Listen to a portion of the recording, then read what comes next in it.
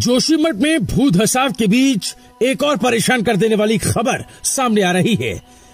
ये खबर सेना से जुड़ी हुई है। जी हां, जोशीमठ नगर की तलहटी में सेना की आवाजाही को आसान और सुगम बनाने के लिए 6.50 किलोमीटर की हेलंग मारवाड़ी बाईपास की सड़क का काम जब से शुरू हुआ तब से इस निर्माण पर संकट ही खड़ा हो गया।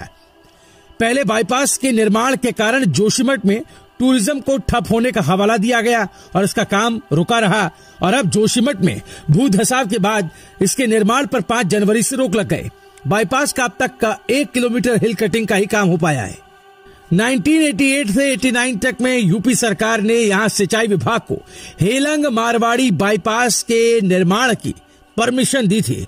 तब सड़क कटिंग का काम बीआरओ ने शुरू किया था, लेकिन यहाँ के लोकल लोगों ने बाईपास का विरोध शुरू किया। तब लोगों ने ये लॉजिक दिया कि अगर इस बाईपास का कंस्ट्रक्शन हो गया तो जोशीमठ में पर्यटन यानी टूरिज्म की गतिविधियां ठप पड़ जाएंगी।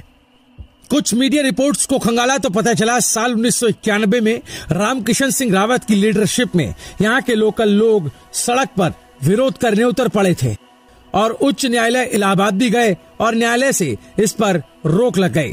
तब बाईपास का निर्माण का काम ठप पड़ गया था। ऑल वेदर रोड परियोजना के काम के तहत 2021 में केंद्र सरकार ने फिर से हेलंग बाईपास के निर्माण को हरी झंडी दे दी। यहां तक कि जुलाई 2022 में सरकार ने इसके निर्माण के लिए 190 करोड़ रुपए की स्वीकृति दे दी, जिसके बाद अगस्त महीने से इस पर निर्माण कार्य भी शुरू हो गया। बाईपास निर्माण के लिए अभी तक 1 किलोमीटर की ही कटिंग हुई। बीआरओ ने बाईपास निर्माण पूरा करने के लिए 3 साल का टारगेट रखा है, यानी कि 2025 तक, और 2025 में इस बाईपास का निर्माण पूरा कर लेने की बात कही गई। लेकिन जिस तरह से बार बार इसका काम रोका जा रहा है या इसके काम में रुकावट आ रही है, उससे ऐसा लगता नहीं कि इतनी जल्दी तैयार हो पाएगा।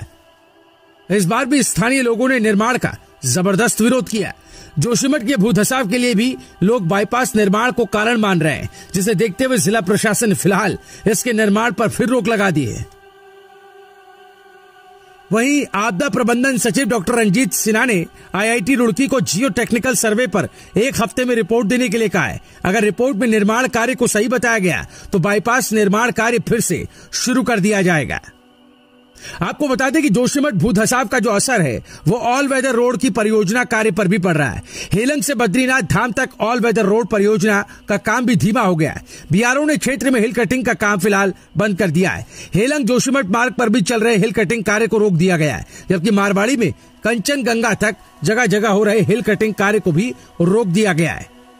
वही इस पूरे मामले में जोशीमठ बचाओ संघर्ष समिति के संयोजक अतुल सती का कहना है कि हेलंग बाईपास का निर्माण जोशीमठ नगर के लिए खतरा है। इसका लगातार विरोध किया जा रहा है।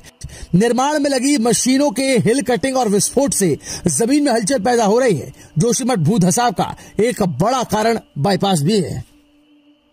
ब्यूरो रिपोर्ट राजकुमारी।